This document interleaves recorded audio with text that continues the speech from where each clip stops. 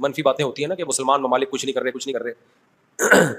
عرب نے مل کے 3 دفعہ اسرائیل سے جنگ لڑی ہے, تینوں جنگوں میں شکست ہوئی ہے, اور وجہ شکست کی یہ ہے کہ پیچھے امریکہ سپورٹ کر رہا ہے. تو کیونکہ اسرائیل سے لڑنے کا مطلب ہے کہ امریکہ سے لڑائی, اس وجہ سے شکست ہو جاتی ہے. تو وہ 3 دفعہ لڑ کے بیٹھ چکے ہیں, کیا کریں ہم. ہونا یہ چاہیے اگر تھوڑا سا بارڈر کھول دیں نا تو پوری دنیا کے مسلمان پیدل ہی اسرائیل کو فتح کر کے آ سکتے ہیں. اتنی بڑی تعداد میں مسلمان ہیں اور ان میں جانے کا جذبہ بھی ہے کہ تھوڑا سا بھی راستہ کھل جائے تو یہ پیدل ہی ہوتے ہوتے, اتنی بڑی تعداد ہے تو یہ 8-10 کروڑ تو ویسے ہی چلے جائیں گے. اسرائیل پہیاں پہیاں فتح کر کے آ جائیں گے, لیکن بات یہ کہ جانے نہیں دیتے, راستہ نہیں ہے. کیونکہ اگر مصر راستہ دیتا ہے نا, تھوڑا سا بھی راستہ کھولتا ہے, تو پہلے اسی بیس پہ اسرائیل مصر پہ اٹیک کر کے اس کے علاقے لے چکا ہے کہ مصر نے راستہ کھولا ہوا تھا مجاہدین کے لیے. تو اس بیس پہ اسرائیل نے آدھا مصر پہ قبضہ کر لیا, سمجھ رہے ہو. تو جب مصری ہاتھ سے نکل گیا ان کے, تو ایسا گچی پکڑی ہے نا چاروں طرف سے. تو اب دیکھیں آگے ہوتا کیا ہے, اللہ خیر کرے. دیکھو ایسی لڑائی جس سے اگلی دفعہ اس سے بھی جائیں, یہ تو کوئی بھی دنیا میں عقل مند اس کا مشورہ نہیں دے گا نا. دیکھو مسئلے کا اگر حل سامنے نہ آ رہا ہو تو غلط حل کی طرف نہیں جانا چاہیے, یہ ذہن میں رکھیں. ایک آدمی بندوق لے کے آپ کو کہہ رہا ہے جیب میں جو کچھ ہے نکال دو, آپ کہیں میں تو نہیں دوں گا لیکن مسئلے کا حل بتاؤ. تو ہم کہیں گے اگر تمہاری جیب میں میزائل پڑا ہوا ہے تو وہ مسئلے کا حل ہے, اگر وہ نہیں ہے تو موبائل پکڑا دو اور پتلی گلی سے نکل لو. تو ایسا کام کرنا جس سے لینے کے دینے پڑ جائیں وہ تو نہیں حل ہے نا. تو ایسے موقع پہ دعائیں, اور کیا ہے, بددعائیں ہیں, دشمن کے خلاف بددعائیں ہیں. کسی کے پاس راستہ ہے جانے کا تو جائے, 100 دفعہ جائے, اناؤنس کرے کہ یہ راستہ ہے, یہ یہاں سے نکل آیا راستہ, تو سب پہنچ جائیں گے. ایک چیز اصولی طور پہ یاد رکھیں, جو چیز اختیار میں ہے اس میں انسان کمی نہ کرے, جو اختیار میں نہیں ہے اس کے بارے میں سوچے نہیں. اس سے ٹینشن کے سوا کچھ بھی حاصل نہیں ہوتا. کیونکہ جب آپ ایسی چیز کا سوچنا شروع کرتے ہیں نا جو آپ کے اختیار میں نہیں ہے, تو ہمیشہ وہ کام کر لیتے ہیں جس کا پہلے سے بھی زیادہ نقصان ہوتا ہے, جس کا پہلے سے زیادہ نقصان ہوتا ہے. میری پالیسی ہمیشہ یہی رہی ہے ہر معاملے میں, جو اپنے اختیار میں ہے چھوڑو نہیں, جو اختیار میں نہیں ہے پڑھو نہیں اس میں. سمجھ رہے ہو کہ نہیں سمجھ رہے. اگر ہم اس اصول پہ اختیار کر لیں بہت سارے معاملات ہمارے ویسے ہی سیدھے ہو جائیں گے. تو لوگ جو بلا وجہ فنڈر بننے کی کوشش کرتے ہیں نا, ہم یہ کر دیں گے ہم وہ کر دیں گے, وہ فنڈر گیری ہی ہوتی ہے. ایک یوٹیوب پہ اور بلکہ اس پہ ٹک ٹاک پہ ایک بندہ آ رہا ہے, لڑکا بڑے غصے میں بیٹھا ہوتا ہے, یہ مولوی کچھ نہیں کر رہے, اسرائیل میں یہ ہو گیا, فلاں جگہ یہ ہو گیا, یہ یوں نہیں کر رہے, یوں نہیں. میں نے دفعہ کمنٹ کر دیا کہ تو کیا کر رہا ہے بھائی بیٹھ کے, تو بھی تو کچھ کرنا. کہہ رہا میں اکیلا کیا کروں, یہ مولوی کریں گے تو میں کروں گا. بھائی یہ مولوی تو کچھ نہیں کر رہے. وجہ اس کی ہے کہ مولوی کہتے ہیں ہم کیا اکیلے کیا کر سکتے ہیں, گورنمنٹ جب تک نہیں کرتی. تو جو دلیل مولوی دے رہے ہیں وہی دلیل آپ بھی دے رہے ہو کہ یہ مولوی چونکہ نہیں کر رہے تو میں اکیلا کیا کر سکتا ہوں. تو بات یہ کر آپ بھی نہیں رہے.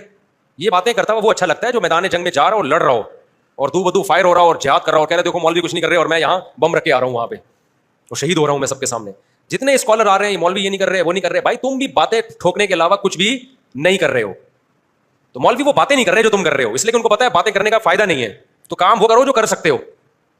سمجھتے ہو کہ نہیں سمجھتے. ایک خاتون نے اپنے شوہر سے کہا نا کہ سوئٹزرلینڈ جانے پہ کتنا خرچہ ہوگا, میں سوچ رہی ہوں کہ ہم سوئٹزرلینڈ چلتے ہیں, کتنا خرچہ ہوگا. اس نے کہا بالکل بھی نہیں.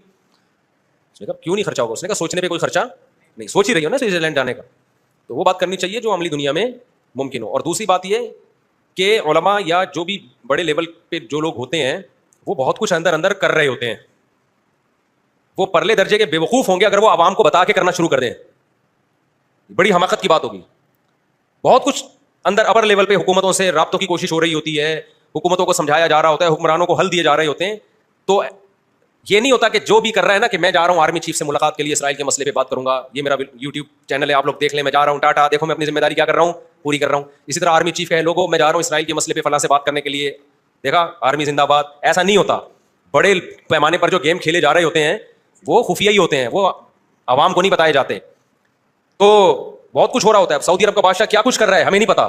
تو ہمیں نے نہ تعریف کرنی ہے کیونکہ ہو سکتا ہے وہ جھوٹی تعریف ہو, اور نہ ہم نے برائی کرنی ہے کیونکہ ہو سکتا ہے وہ جھوٹی برائی ہو. ہم نے چپ کر کے بیٹھنا ہے, اپنا جو ہم کر سکتے ہیں وہ کریں. کسی کے خلاف یہ کچھ نہیں کر رہے وہ کچھ نہیں کر رہے, یہ یوں نہیں کر رہا وہ یوں نہیں کر رہا.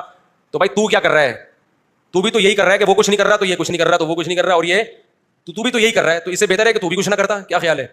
یہ جو حدیث میں آتا ہے کہ قرب قیامت میں یہودی پتھر کے پیچھے چھپے گا تو پتھر بولے گا کہ یہ میرے پیچھے یہودی ہے, فقتلہ یا مسلم ھذا یہودی ورائی فقتلہ, اس کو قتل کر دو. تو پتھر بولے گا کا کیا مطلب ہے. پتھر بولے گا مطلب پتھر بولے گا, پتھر کا باپ بھی بولے گا, آواز آئے گی, معجزہ ہوگا. تو ایک لڑائی ہوگی. لیکن خوب سمجھ لو نبی صلی اللہ علیہ وسلم نے جو بھی پیش گوئیاں کی ہیں نا قرب قیامت کی, ان پیش گوئیوں کو محدثین فقہ کے ابواب میں ذکر نہیں کرتے, کتاب الاحکام میں ذکر نہیں کرتے, ان کو کتاب الفتن میں یا کتاب علامات ساعہ میں ذکر کرتے ہیں. احکام کا مطلب کیا ہے؟ یہ کرو, یہ نہیں کرو, یہ حلال ہے, یہ حرام ہے. تو جو آرڈر کی حدیثیں ہیں نا ان میں ذکر نہیں کرتے, یہ بتانے کے لیے کہ یہ علامتیں جب پورا ہونے کا ٹائم آئے گا خود ہی ہوں گی. ہم نے ان احادیث کو دیکھ کے خود سے کوئی کام نہیں کرنا ہے, ہم نے وہ کرنا ہے جو ابھی گراؤنڈ ریئلٹی ہمیں کرنے کا کہہ رہی ہے.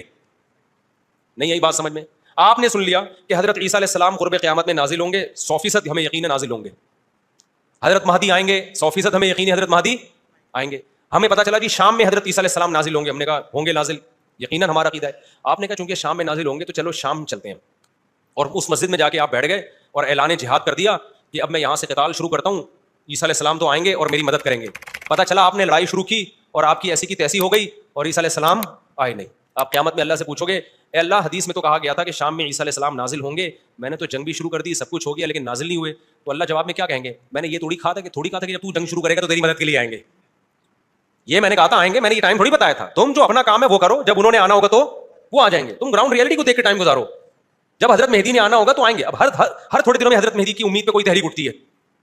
سعودی عرب میں جو 1979 میں بغاوت ہوئی تھی, جنرل مشرف کی قیادت میں آرمی نے جا کے کنٹرول کیا تھا نا, وہ بغاوت کیا ہوئی تھی؟ وہ یہی کہ لوگوں نے کہا امام مہدی آنے والے ہیں, تو ایک بندے کو تیار کیا, کل تیرا حلیہ وہ ہے جو امام مہدی والے, تیرا نام بھی وہ, تیرے ابا کا نام بھی وہ, اور اس کو تیار کر کے بغاوت پہ اکسایا اور کہا کہ بس انقلاب آنے والا ہے, امام مہدی آنے والے ہیں, اور یہی آ گئے. نتیجہ نکلا سعودی عرب نے پاکستان آرمی کو بلایا, چاروں طرف سے گھیر کے سب کو لٹکا دیا انہوں نے پکڑ کے. تو اب وہ اللہ سے قیامت کے دن کہا کہ اللہ امام مہدی تو آنے والے تھے. اللہ کہیں گے میں نے کب کہا کہ ابھی آنے والے تھے؟ ٹھیک ہے نا, تمہیں زمینی ایک مضبوط ریاست ہے, ایک حکومت ہے, پرامن حکومت ہے, آپ بیت اللہ میں اس کے خلاف بغاوت کر رہے ہو یار, جہاں خون بہانا منع ہے. احکام کی حدیثیں جب فقہا بیان کریں گے نا اس میں علامات سعادت نہیں ہوتی. احکام کی حدیثوں میں فقہا کیا بیان کرتے ہیں؟ احکام کا مطلب جو آرڈر سے متعلق, ان میں مسلم کی حدیث ہوگی, بخاری کی حدیث ہوگی, اسمعوا واطیعوا ولو سلط علیکم رجل حبشی کأن رأسه ذبیبہ, سنو اور اطاعت کرو, تم پر حبشی غلام بھی مسلط ہو جائے. جب بادشاہ بن گیا, جب وہ حکومت کا جب حاکم بن گیا تو آپ اس کے خلاف بغاوت نہیں کرنی. مسلم کی حدیث ہے جب مسلمانوں کا ایک امیر بن جائے جو اس کے خلاف کھڑا ہو, کائنا من کان فاقتلوہ, جو بھی کھڑا اس کو قتل کر دو تاکہ مسلمانوں کا اتحاد نہ ٹوٹے. یہ احکام کی حدیثیں ہیں. سمجھ میں آ رہی ہے بات؟ تو ہم نے ان احکام کی حدیثوں کو فالو کرنا ہے, اور جو قیامت سے متعلق ہیں ان پہ یقین رکھنا ہے, ان میں امیدیں ہیں ہمارے لیے کہ ایک دن اللہ ہماری مدد کرے گا. ہم سے نہیں ہوگا تو عیسیٰ ابن مریم کو نازل کرے گا. اور عیسیٰ ابن مریم تو وہ ذات ہیں جن کا یہودی بھی انتظار کر رہے ہیں, عیسائی بھی اور مسلمان بھی. یہودی ان کو کہتے ہیں مسیح دجال, معاذ اللہ, وہ کہتے ہیں ہماری مدد کی, جو یعنی ان کو عیسیٰ تو نہیں مانتے وہ, لیکن وہ ساری علامتیں فکس کر دیتے ہیں کس پہ؟ کہ ان کی کتابوں میں بھی ہے نا. تو شرارت کر کے حضرت عیسیٰ سے ہٹا کے وہ اپنے کسی نجات دہندہ کی طرف لے کے جاتے ہیں. عیسائی کیا کرتے ہیں؟ عیسیٰ ابن مریم نازل ہوں گے ہماری مدد کے لیے, یعنی عیسائیوں کی مدد کے لیے. اور مسلمان کیا کہتا ہے؟ بھائی عیسائی مذہب بھی باطل ہے, یہودی مذہب بھی باطل ہے, منسوخ شدہ مذاہب ہیں. عیسیٰ ابن مریم حق کی خاطر آئیں گے, اور حق مذہب کیا ہے؟ ان دین عند اللہ الاسلام. اور اس میں اسلام کے پاس صرف نرے دعوے نہیں ہیں, دلائل بھی ہیں. اسلام کو آپ کمپیئر تو کریں دوسرے مذاہب سے, کوئی جوڑ ہے ہی نہیں اسلام اور اسلام کے مقابلے کا. تو حضرت عیسیٰ کے نزول کا تو صرف غامدی صاحب نے انکار کر دیا ہے, ورنہ تو حضرت عیسیٰ کے تو تمام آسمانی مذاہب ان کے نزول کے قائل ہیں. لیکن کمال کی بات ہے کہ غامدی صاحب اتنی بڑی بڑی چیزوں کا انکار کر کے بھی ایک مذہبی اسکالرز اور براڈ مائنڈیڈ اور ان سے علمی اختلاف, ٹھیک ہے نا. اور رفع الدین کا مسئلہ جو ہمیشہ سے اختلافی ہے, اس میں ہم گمراہ بھی ہیں, اندھے مقلد بھی ہیں. تو یہ آج کل کے اسکالرز میں اعتدال نام کی کوئی چیز نہیں ہے. یہ علمی دلائل نہیں ہوتے, ان کی اپنی ایک خاص قوموں سے نفرتیں ہوتی ہیں ان کو, جس کو وہ مختلف طریقوں سے اجاگر